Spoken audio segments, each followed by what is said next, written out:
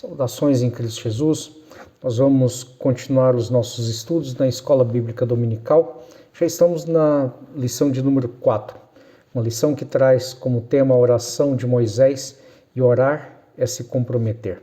Nós vamos tirar ensinamentos importantes para as nossas vidas, a partir da vida de Moisés. Moisés, que foi o líder levantado por Deus para tirar o povo do Egito e dar a eles liberdade, dando a eles uma identidade nacional, a identidade daquele povo que haveria de ser reconhecido como o povo de Israel, que se assenta na terra de Canaã.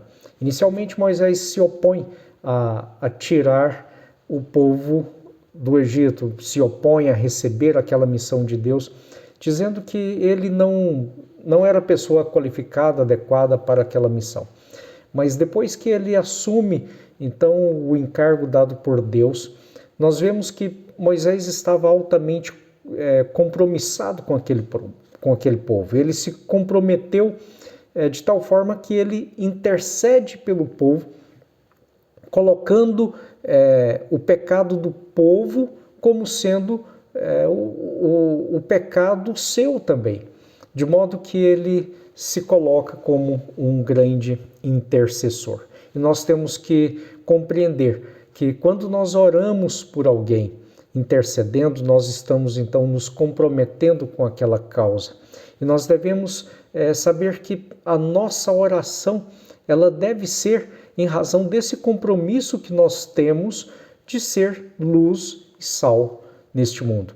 O compromisso que nós temos de levar adiante a palavra de Deus para que ela possa refletir todo o motivo de mudança, refletir toda a ação de Deus no mundo. E quando nós pensamos assim, nós sabemos então que a nossa oração, ela deve ser uma oração em conformidade com a palavra, com os exemplos que Deus nos coloca através da sua Bíblia. Quando nós olhamos para o texto bíblico, o texto áureo desta lição, que está em Êxodo 33, versículo 11, ele nos diz que o Senhor falava com Moisés face a face, como quem fala com seu amigo. A oração, ela é um diálogo com o nosso Deus. Nós falamos com o nosso Deus e Deus fala a nós através do seu Espírito ao nosso coração, através da sua palavra, da Bíblia ao nosso coração, através da meditação que fazemos na palavra de Deus. Ele vai então trazer a sua mensagem a nós. Moisés teve o grande privilégio de ouvir a voz de Deus, daquele que falava como quem fala face a face, como quem fala ao seu amigo.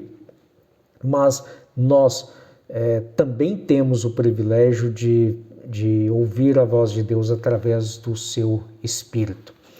E certa vez a palavra de Deus nos fala que o encontro de Moisés e Deus durou 40 dias e 40 noites. Ele havia acabado de tirar o povo do Egito, ainda estava no seu primeiro mês de peregrinação, com uma nação com milhares de pessoas ali caminhando no deserto, e milhares, uma vez que nós calculamos que a palavra de Deus nos fala em 400 mil homens, mas era considerado naquela época somente os homens. E quando nós consideramos então que esses homens eram pais de famílias e não crianças, adolescentes que não eram contados, nós calculamos pelo menos 2 milhões de pessoas que saem ali do Egito. Então, depois que eles estavam naquele caminhar lento, chegam até o monte em que Deus fala com Moisés, e depois de um certo tempo que ele estava ali, o que acontece? Aquele povo fala: olha, nós não sabemos o que aconteceu com esse Moisés, certamente ele já morreu, e pedem então a Arão que pudesse dar a eles um Deus, dar a eles algo que eles poderiam então considerar como sendo o seu guia, considerar como sendo aquele que haveria de conduzir eles então pelo deserto até chegar à terra de Canaã. E Arão manda que eles pudessem levar ouro para ele e faz então um bezerro de ouro. Ele joga ali no fogo e Arão diz a Moisés que, olha, eu apenas joguei no fogo e saiu isso aí, saiu essa figura desse bezerro. Nós poderíamos dizer que aconteceu realmente de jogar o ouro no fogo e começou a tomar forma de bezerro e ele resolve fazer isso, ou poderíamos então dizer que Arão estava mentindo e ele já tinha em mente então fazer aquela escultura. Mas o que nós queremos chamar a atenção é que havia a disposição daquele povo de trocar o Deus, o eu sou, o Deus que havia tirado eles e feito vários milagres, por uma coisa qualquer.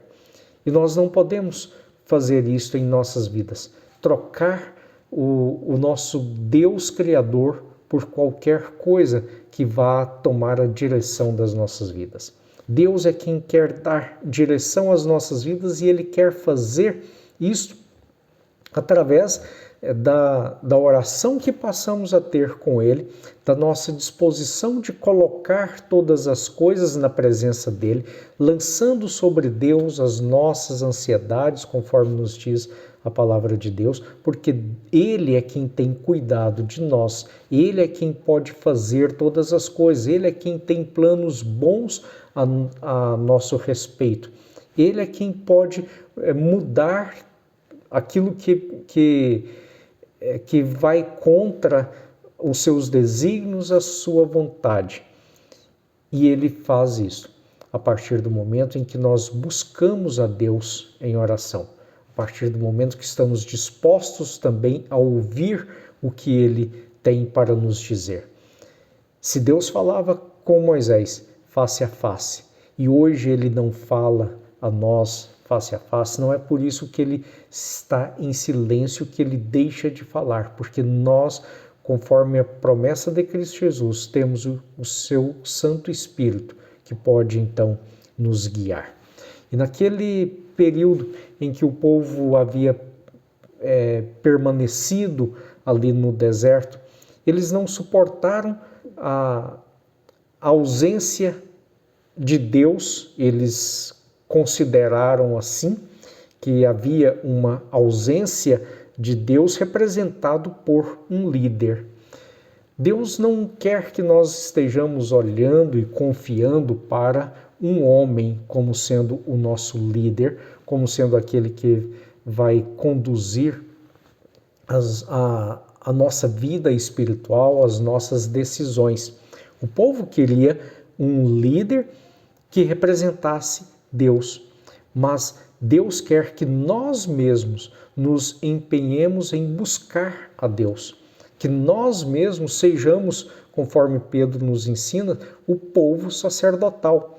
Nós não precisamos de um representante para que nós possamos caminhar em direção ao nosso Deus, mas nós, por nós mesmos, podemos caminhar em direção ao nosso Deus.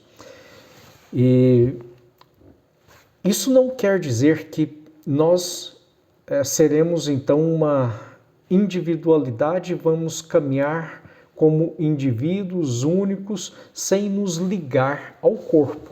Deus quer que nós possamos nos manter no corpo de Cristo, que é a igreja, que possamos manter a unidade. E Ele nos diz então para que uns possam orar pelos outros, uns possam interceder pelos outros e uns possam, inclusive, admoestar uns aos outros. Que nós temos esse ministério, então, de intercessão, de admoestação, para poder manter a unidade do corpo. Mas o que eu quero ressaltar é que não é da vontade de Deus que nós fiquemos na dependência de um líder, mas Ele quer que nós possamos nos voltar diretamente para este Deus. Bom seria que nem tivéssemos um líder na igreja, que todos pudessem harmonicamente caminhar e conduzir os trabalhos do reino de Deus. Mas Deus nos diz que nos daria pastores, nos dariam pessoas que haveriam de liderar, pessoas que haveriam de ensinar, pessoas que haveriam de interceder em oração. E tudo isto é dado para a edificação do corpo de Cristo. Aquele povo estava inseguro pelo fato de não estar vendo Moisés, de não estar vendo o que estava acontecendo com ele. E nós também devemos pensar, nesses dias que vivemos em um isolamento social, em que nem todos estão indo ao nosso local de reunião, aquilo que nós chamamos de igreja, que na verdade é apenas um prédio em que nós nos reunimos. Estas pessoas que não estão tendo esta participação, como está vendo, como está se comportando nesses dias? Será dias de insegurança? Nós temos que saber que temos que nos comprometer com o nosso Deus, que temos que nos voltar para a leitura da Bíblia, que temos que nos voltar para a oração. E nós somos constantemente tentados a trocar o verdadeiro Deus por qualquer coisa. Assim como Arão fez, jogou o ouro e diz que saiu aquela forma, saiu qualquer coisa que ele pudesse sair, ele passou a considerar o seu Deus.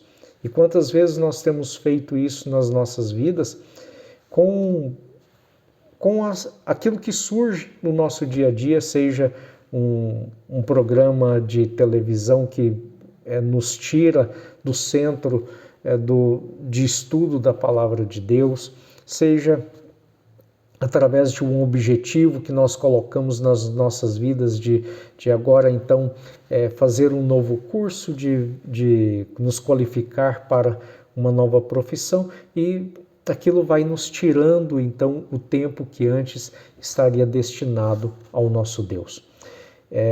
Aquele povo hebreu estava trocando o Deus eu sou por um ídolo.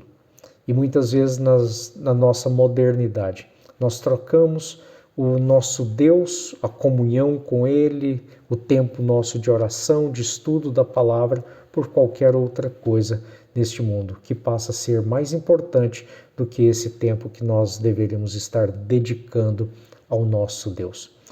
E conhecer o Filho de Deus, conhecer Cristo Jesus como nosso Senhor e Salvador, deve nos dar a consciência de que nós precisamos nos voltar para as verdades ensinadas por Ele. Ele diz que aquele que não ouve a sua palavra, ou que ouve e não pratica, esse não o ama, esse não tem nenhum vínculo com este Deus, com Cristo Jesus. E nós precisamos ouvir a sua palavra e praticar, ouvir a sua palavra e nos apegar a ela, e não trocar este Deus, não trocar o nosso relacionamento com Deus por qualquer coisa. Quando Deus olhou para aquele arraial, para aquele povo que estava ali, viu o que eles estavam fazendo, falou para Moisés: Moisés, olha, volta, esse povo que você tirou do Egito é um povo obstinado, um povo de dura serviço, um povo que não se coloca debaixo do meu jugo. Estava debaixo do jugo de Faraó, mas não queria ficar debaixo do jugo daquele que deu a liberdade para eles. E Deus diz: olha, volta e eu vou destruir aquele povo.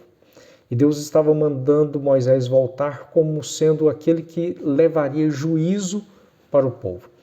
E Moisés então começa a interceder por aquele povo. Moisés começa a pedir que ele pudesse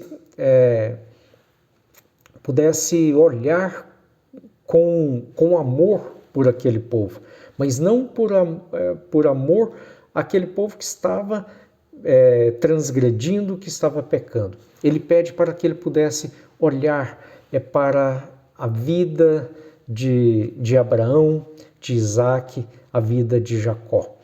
Aqueles que Deus então amou e deu a promessa de que haveria de ser uma grande nação, haveria de ter uma multidão que seria reconhecido como o povo de Deus, um povo que haveria de levar bênçãos para todo o mundo. E Moisés então olha para aquele povo com esta compaixão e diz para Deus em sua intercessão: eu te rogo, perdoa-lhes o pecado, senão risca-me do teu livro que escrevestes. Ele diz isso em Êxodo 32, versículo 32. Ora, Moisés estava dizendo para Deus: olha, perdoa o pecado deste povo, ou então me esquece também. Não se lembre de mim para ser uma grande nação. Não se lembre de mim para dar continuidade aos seus planos, mas é este povo que o Senhor está levantando, que é parte dos seus planos. Perdoa o pecado deles, por amor às suas próprias promessas, por amor às promessas que o Senhor fez a Abraão, Isaac e Jacó, por tudo aquilo que já foi feito até os dias de hoje. Estes são os planos de Deus de tirar o povo do Egito, e já havia sido anunciado por Deus anteriormente que haveriam de passar por muito tempo ali. E agora Moisés então roga a Deus, mas não simplesmente como um perdão por aquele povo, mas pela fidelidade de Deus, pelo amor de Deus incondicional, pelos próprios planos que Deus já havia levantado para que pudesse dar cumprimento às suas promessas a partir daquilo que ele fala a Abraão lá em Gênesis 12, chamando para que em Abraão fossem benditas todas as nações. Quando nós vamos interceder por alguém, quando nós vamos orar a Deus numa oração intercessória, pelo ensinamento bíblico aqui, é um dos modos pelos quais nós devemos fazer. Nós devemos orar de acordo com os planos de Deus. Assim, nós devemos orar pelas nossas igrejas, interceder pela igreja, com base naquilo que Deus tem planejado para a vida da igreja. E não com base naquilo que nós planejamos, com base naquilo que nós achamos que é melhor, mas de acordo com o propósito da vontade de Deus. E nós então nos comprometemos com isso, nos comprometemos com a obra de Deus para que as suas promessas anteriores, as suas profecias sejam cumpridas de acordo com aquilo que Deus havia planejado desde a eternidade. Moisés, ele lembra a história da própria salvação que Deus havia preparado para o povo, para todas as nações, para a humanidade. E assim também nós devemos nos lembrar que a igreja faz parte da salvação, que a ação do cristão no mundo faz parte dos planos de Deus. E nós devemos colocar isto na presença de Deus em nossas orações intercessórias. Nós devemos nos lembrar dos propósitos de Deus para a vida da igreja, a nossa vida individual, para o mundo como um todo. Moisés orou, implorando a Deus com base naquilo que Deus já havia prometido e de que Deus estava fazendo. E nós devemos ter a convicção também de que caminhamos segundo a vontade de Deus para que nós possamos nos colocar no centro da vontade de Deus como aqueles que podem interceder uns pelos outros. A Bíblia nos diz que a oração do justo pode muito em sua eficácia. A oração do justo, daquele que está no centro da vontade de Deus, pode mudar todas as coisas.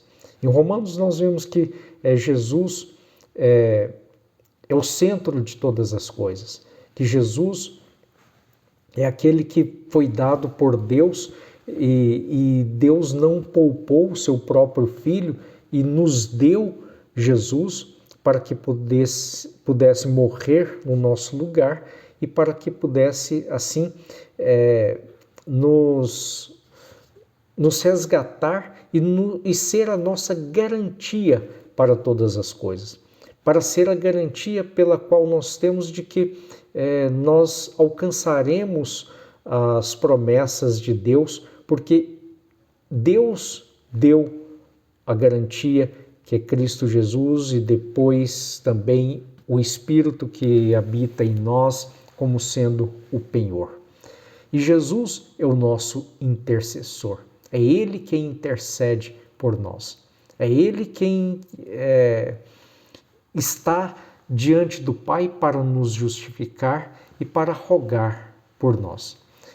E nós precisamos, então, saber que nós pertencemos a Cristo Jesus. Nós falaremos no nosso próximo encontro, que será no domingo à noite, no nosso culto, em que nós falaremos sobre a videira, que nós estamos em Cristo Jesus como os ramos estão em uma videira. E nós devemos permanecer em Cristo Jesus, permanecer em sua palavra, no conhecimento que Ele nos dá a respeito de Deus.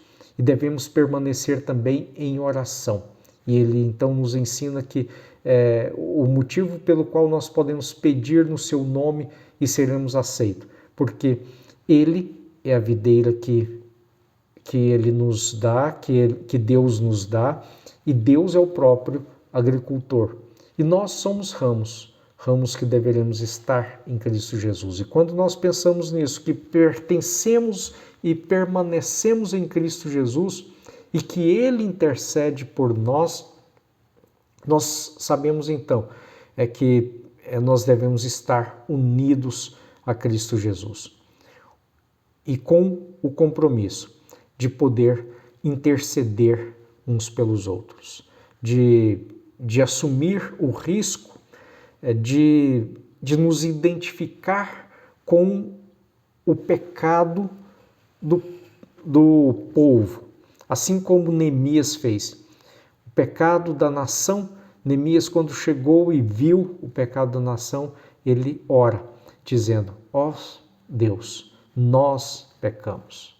E nós, então, como parte deste mundo, devemos nos colocar como um intercessor que identifica com o problema, um intercessor que pede perdão a Deus, um intercessor que não diz o pecado deste povo como sendo algo distante, mas é o pecado deste mundo, do mundo presente, este mundo que anda corrompido, este mundo que precisa se voltar para Deus.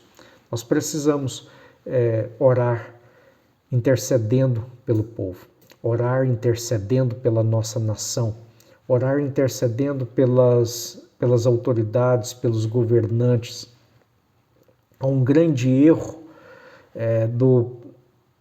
do nosso país em politizar o tempo todo a questão dos governantes, a questão daqueles que estão como autoridades constituídas e se colocando muitas vezes como difamadores das autoridades. A Bíblia nos manda orar, interceder pelas autoridades. Nós devemos nos lembrar, sim, de qual a nossa opção política no momento do voto, nos posicionar de acordo com aquilo que nós entendemos que é o melhor. Mas uma vez que foi constituída a autoridade, uma vez que a nação está sendo governada por uma determinada pessoa, nós devemos orar, interceder, porque se a nação não for conduzida conforme a vontade de Deus, não for conduzida segundo os desígnios de Deus, todo o povo sofrerá. E nós não podemos deixar, então, de interceder pelas autoridades. E devemos, então, a cada dia, nos colocar como aqueles que estão olhando para o erro, olhando para o pecado e pedindo perdão ao nosso Deus. Que nós possamos nos colocar como intercessores. Vamos orar. Pai de amor, ensina-nos a ser intercessor, ensina-nos a orar, nos colocando também nos problemas deste mundo. Ensina-nos, ó Pai, a conduzir a nossa vida a uma vida de oração, de tal modo que nós possamos também ouvir a Tua palavra. Que o Senhor possa levantar o Teu povo como povo intercessor.